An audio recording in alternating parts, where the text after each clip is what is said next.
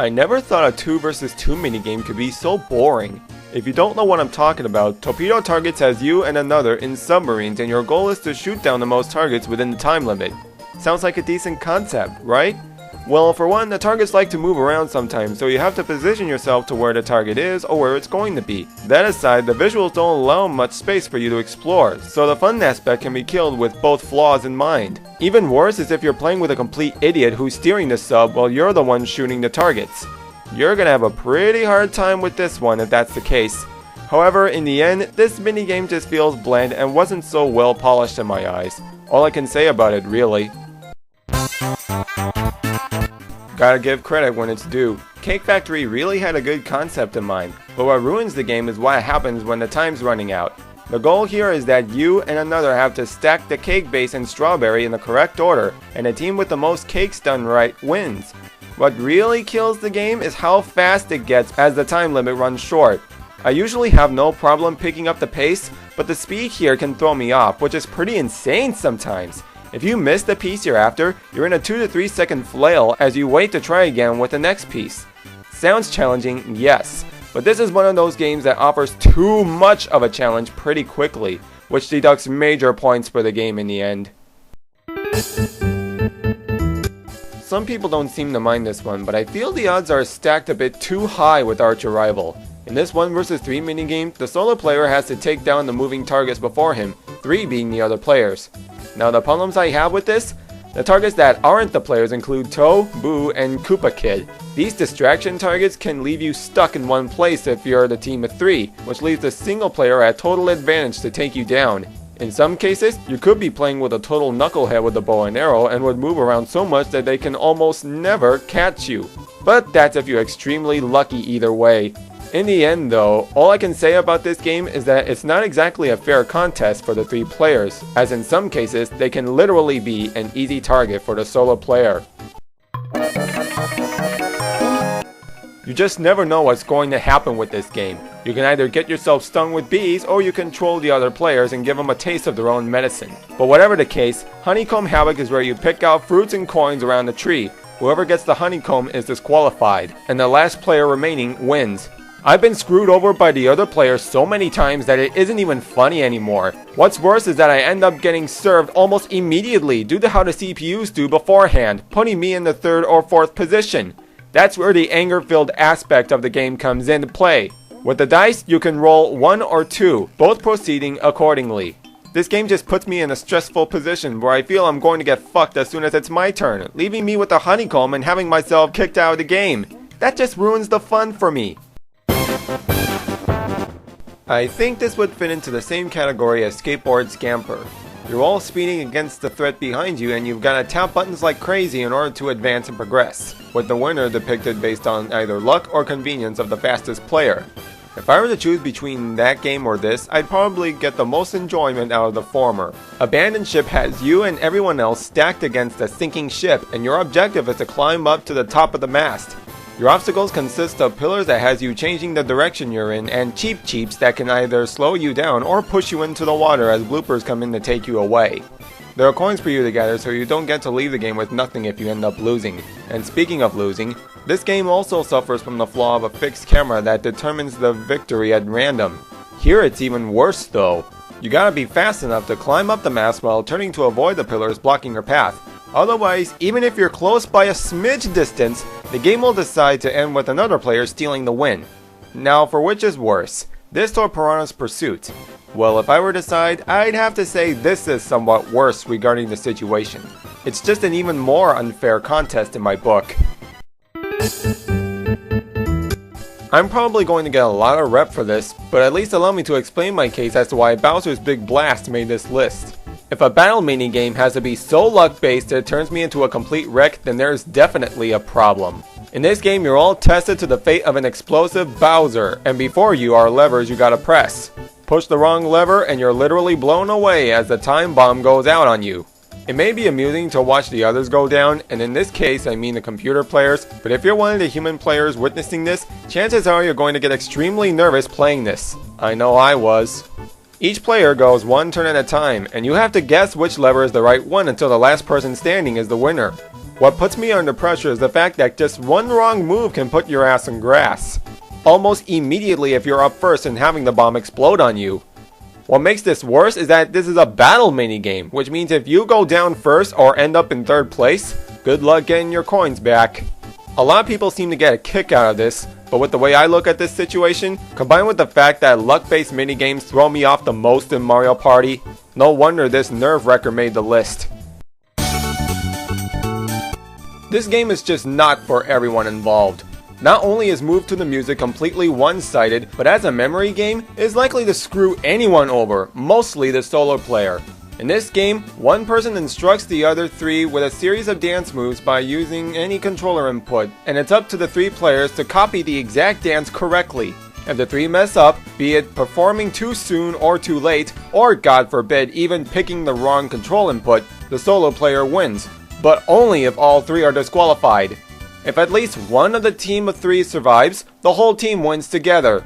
Given this is a memory game, each team is bound to be fucked both ways.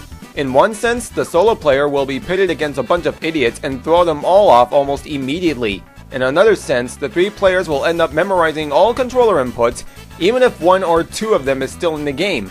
And keep in mind, they have to remember at least 10 moves directed to them.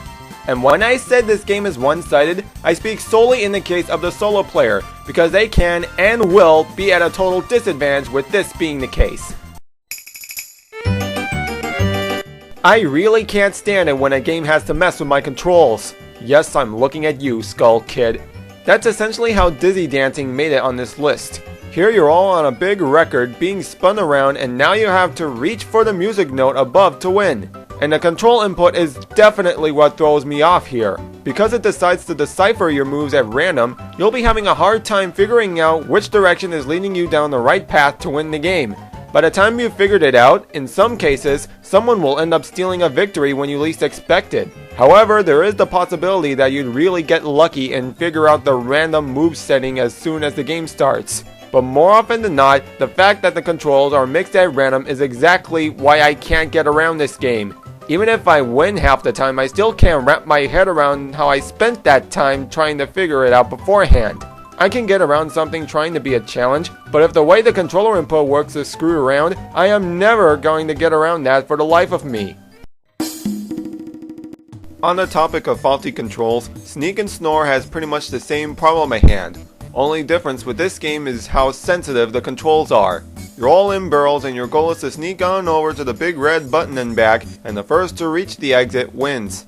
There's a big chain chomp in the room, and if he wakes, you're probably screwed, cause he will take you down and drag you into the pipeline. I swear, no matter how many times I play this game, I can't figure out how the control system works here.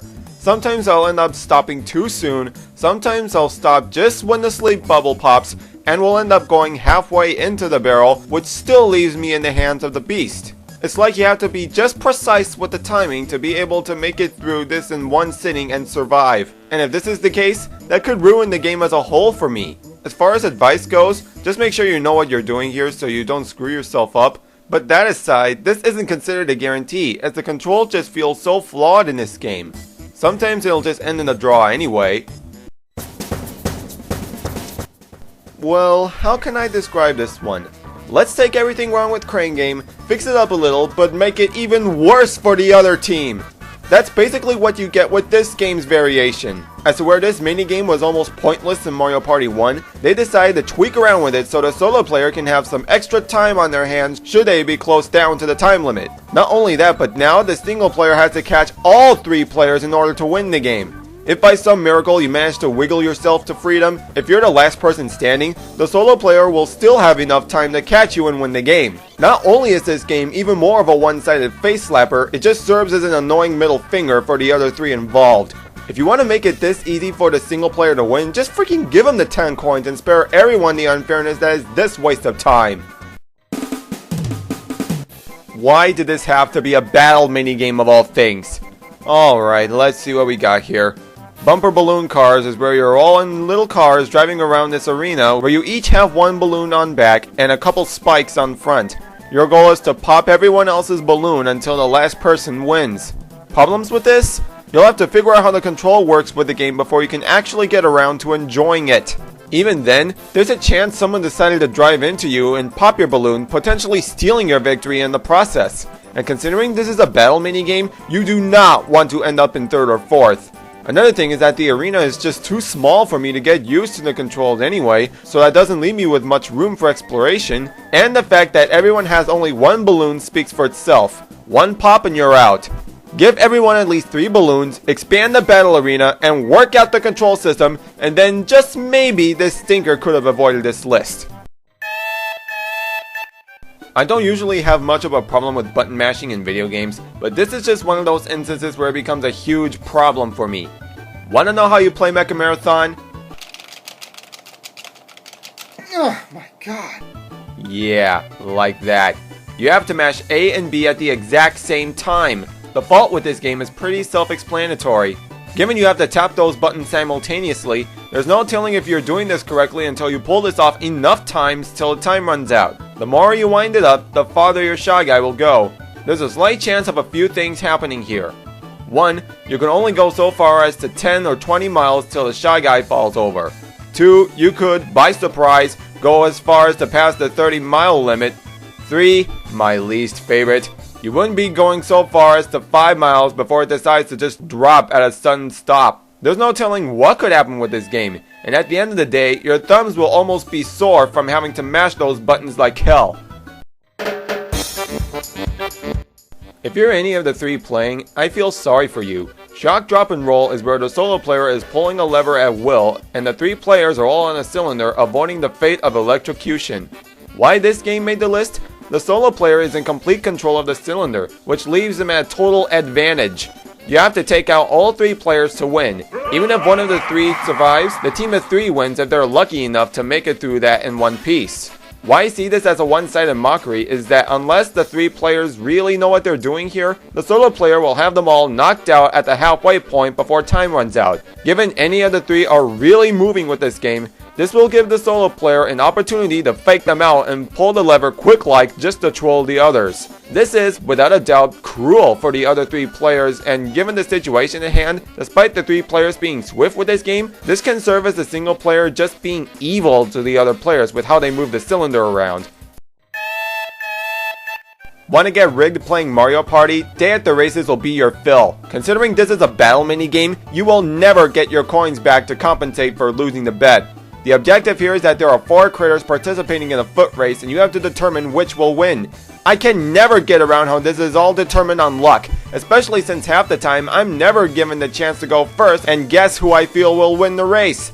In most cases, the other players will end up going first, leaving me with the last critter automatically. No matter the circumstances, the race is completely determined at random, which makes this even more of a ripoff for everyone who's after the prize of coins on the line. I almost never win these things. Even worse is that I have no control over who I want to win the race. Just have to sit back, cross your fingers, and hope the guy wins the race, which is very unlikely in almost everyone's cases, including mine. This list for most was tough to decipher altogether, but if any game were to fit the number 1 spot, it'd have to be Raking Them In. In this minigame, you have to catch all or as much mushrooms as you can with your rake and fit them all into your basket. Sounds like a game you can get around, right? Well, not exactly. For one, the rotation of the stump with the mushrooms are so slow and doesn't leave much room for challenge. In addition, the rakes are inconsistent, where it forces you to time your movements on which mushroom you want in the basket. Also, the rakes don't play their part so well, as they almost never get the mushroom in the basket, or at all for that matter. As for the mushrooms, a regular mushroom gives you 1 point, a gold mushroom gives you 3, and a poison mushroom subtracts points. The few things that can happen here is that you might end up putting a poison mushroom in your basket by accident thanks to the faulty rake at hand. Second, you might end up shoving a mushroom you want aside for the other player to catch and steal a win. Overall, this being a battle minigame, this is one that no one will get any excitement or enjoyment out of. If anything, the game gets dull really fast as soon as it starts. Not only is this the worst battle minigame of the bunch, but I can't see any other game taking the number 1 title as the worst minigame of Mario Party 2.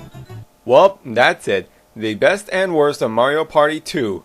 Hope you all enjoyed it, and I hope to see you next time where I look into the last of the Nintendo 64 Mario Party games. One that's my absolute favorite. See you then, people.